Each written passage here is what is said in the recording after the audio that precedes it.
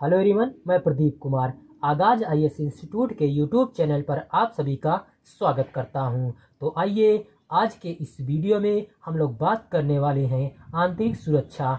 आंतरिक सुरक्षा से रिलेटेड यूपीएससी के प्रीलिम्स और मेंस के लिए आज के जितने भी करंट अफेयर के टॉपिक हैं हम आप लोगों के लिए लेकर आए हैं। तो चलिए देखते हैं। तो देखिए, प्रीलिम्स के लिए जो टॉपिक है वो है सीमा सुरक्षा बल बीएसएफ है और भारत का मुख्य न्यायाधीश है पासपोर्ट अधिनियम 1967 है और भारतीय दंड संहिता आईपीसी, गृह मंत्रालय, सर्वोच्च न्यायालय। और मेंस के लिए जो टॉपिक है वो सीमा सुरक्षा बल के अधिकार है, कार्य क्षेत्र के विस्तार का संघीय ढांचे और देश की आंतरिक सुरक्षा पर प्रभाव। तो चलिए हम यूपीएससी के प्रीलिम्स और मेंस के इन सभी टॉपिक के बारे में पूरे विस्तार से चर्चा करते हैं। तो देखिए चर्चा में क्यों है, आइए समझते हैं। हाल ही में सर्वोच्च न्यायालय ने स्पष्ट किया है कि केंद्र की वर्ष 2021 की अधिसूचना जो पंजाब में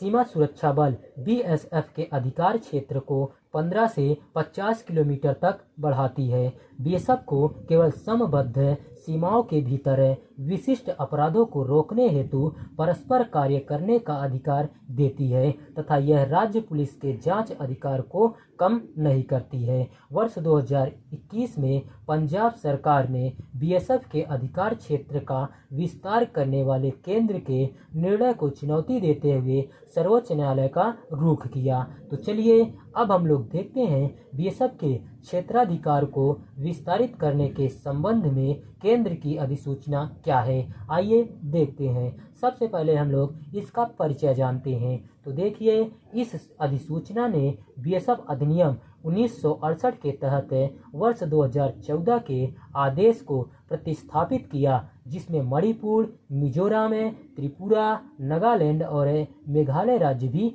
शामिल थे। इसमें असम, पश्चिम बंगाल तथा पंजाब समेत 2 नवनिर्मित केंद्र शासित प्रदेश जम्मू कश्मीर एवं लद्दाख का भी विशेष रूप से उल्लेख किया गया है। जिन उल्लंघनों के मामले में सीमा सुरक्षा बल तलाशी और जब्ती की कार्यवाही कर सकता है उनमें नशीले पदार्थ की तस्करी, अन्य प्रतिबंधित वस्तुओं की तस्करी, विदेशियों का अवैध प्रवेश और किसी अन्य केंद्रीय अधिनियम के तहत दंडनीय अपराध आदि शामिल है। किसी संदिग्ध को हिरासत में लेने का निर्दिष्ट क्षेत्र के भीतर एक खेप जब्त किए जाने के बाद बीएसएफ केवल प्रारंभिक पूछताछ कर सकती है और 24 घंटे के भीतर संदिग्ध को स्थानीय पुलिस को सौंपना आवश्यक है। संदिग्धों पर मुकदमा चलाने का अधिकार बीएसएफ के पास नहीं है। तो चलिए अब हम लोग बात करते हैं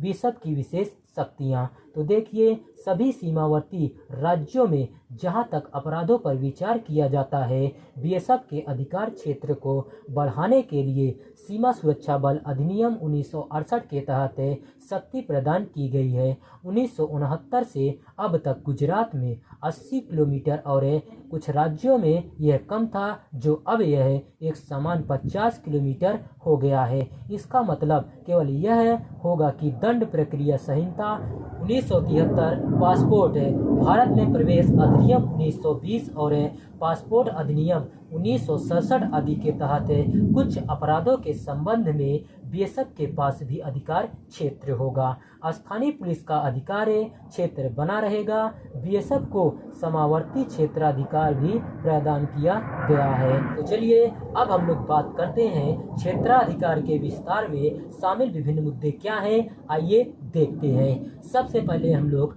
बड़े मुद्दे के बारे में जानते हैं। तो देखिए, सार्वजनिक व्यवस्था बनाम राज्य की सुरक्षा। सार्वजनिक व्यवस्था और सुरक्षा बनाए रखना पुलिस का कार्य है। सार्वजनिक सुरक्षा और शांति मुख्य रूप से राज्य सरकार की जिम्मेदारी है। क्रमशः राज्य सूची की प्रविष्टि 1 और प्रविष्टि 2। हालांकि जब कोई गंभीर सार्वजनिक अव्यवस्था उत्पन्न होती है जिसमें राज्य या देश की सुरक्षा या रक्षा को खतरा हो सकता है, संघ सूची की प्रविष्टि 1 तो स्थिति केंद्र सरकार के लिए भी चिंता का विषय बन जाती है। संघवाद की कमजोर होती भावना, राज्य सरकार की सहमति प्राप्त किए बिना अधिसूचना राज्यों की शक्तियों पर अतिक्रमण के समान है। पंजाब सरकार ने कहा है कि यह अधिसूचना सुरक्षा या विकास की आड़ में केंद्र का अतिक्रमण है। बीएसएफ की कार्यप्रणाली पर असर है। भीतरी इलाकों में पुलिसिंग सीमा सुरक्षा बल की भूमिका नहीं है, बल्कि यह अंतर्राष्ट्रीय सीमा की रक्षा करने के अपने प्राथमिक कर्तव्य के निर्वहन में बीएसएफ की क्षमता को कमजोर कर देगी। तो चलिए अब हम लोग पंजाब से संबंधित मुद्दे के बारे में जानते हैं। तो देखिए, इसके तहत 50 किलोमीटर तक के आसपास के क्षेत्र पर राज्य पुलिस के साथ साथ भारतीय दंड संहिता आईपीसी के तहत हर संज्ञेय अपराध पर हर शक्ति का प्रयोग करने की समवर्ती शक्ति है। पंजाब जैसे अपेक्षाकृत छोटे राज्यों में जब इसे 15 से बढ़ाकर 50 कर दिया जाता है तो सभी प्रमुख शहर इसके अंतर्गत आ जाते हैं। जहां तक अन्य राज्यों गुजरात और राजस्थान की बात है तो गुजरात में काफी बड़े हिस्से में दलदली भूमि है, वहां इसे बढ़ाना उचित हो सकता है क्योंकि इसके अंतर्गत कोई भी प्रमुख शहरी केंद्र नहीं आता है, जैसे राजस्थान जहां रेगिस्तान है। तो चलिए अब हम लोग बात करते हैं राज्यों में सैन्य बलों की तैनाती पर संवैधानिक दृष्टिकोण क्या है, आइए देखते हैं। तो देखिए, अनुच्छेद 355 के तहत केंद्र किसी राज्य को बाहरी आक्रमण और आंतरिक अशांति से बचाने के लिए अपनी सेना तैनात कर सकता है, तब भी जब संबंधित राज्य केंद्र की सहायता की मांग नहीं करता है और केंद्रीय बलों की सहायता प्राप्त करने का अनिच्छुक है। संघ के सशस्त्र बलों की तैनाती के लिए किसी राज्य के विरोध के मामले में केंद्र के लिए सही रास्ता पहले संबंधित राज्य को अनुच्छेद 355 के तहत निर्देश जारी करना है। राज्य द्वारा केंद्र सरकार के निर्देश का पालन नहीं करने की स्थिति में केंद्र अनुच्छेद 356 राष्ट्रपति शासन के तहत आगे की कार्रवाई कर सकता है। बीएसएफ क्या है, आइए इसके बारे में जानते हैं। तो देखिए, बीएसएफ की स्थापना वर्ष 1965 में भारत पाकिस्तान युद्ध के बाद की गई थी। यह गृह मंत्रालय एमएचए के प्रशासनिक नियंत्रण के तहत भारत संघ के 5 केंद्रीय सशस्त्र पुलिस बलों में से एक है। अन्य केंद्रीय सशस्त्र पुलिस बल है असम राइफल एआर, भारत तिब्बत सीमा पुलिस आईटीबीपी और केंद्रीय औद्योगिक सुरक्षा बल सीआईएसएफ है और केंद्रीय रिजर्व पुलिस बल सीआरपीएफ है और राष्ट्रीय सुरक्षा गार्ड एनएसजी और सशस्त्र सीमा बल एसएसबी और 2.65 लाख है पुलिस बल पाकिस्तान और बांग्लादेश सीमा पर तैनात है। इसे भारत पाकिस्तान अंतर्राष्ट्रीय सीमा, भारत बांग्लादेश अंतर्राष्ट्रीय सीमा नियंत्रण रेखा एलओसी पर भारतीय सेना के साथ है तथा नक्सल विरोधी अभियानों में तैनात किया जाता है। बीएसएफ अपने जलयानों के अत्याधुनिक बेड़े के साथ अरब सागर में सर क्रीक और बंगाल की खाड़ी में सुंदरवन डेल्टा की रक्षा कर रहा है। यह प्रत्येक वर्ष अपनी प्रशिक्षित जनशक्ति की एक बड़ी टुकड़ी भेजकर संयुक्त राष्ट्र शांति मिशन में समर्पित सेवाओं का योगदान देता है। आगे की राह क्या है, आइए देखते हैं। तो देखिए, सबसे पहले हम लोग राज्य की सहमति वांछनीय है, आइए इसके बारे में जानते हैं। तो देखिए, भारत के पड़ोस में सुरक्षा स्थिति को देखते हुए संघ सशस्त्र बलों और राज्य नागरिक अधिकारियों के बीच मौजूदा संबंधों में किसी बदलाव की आवश्यकता नहीं है।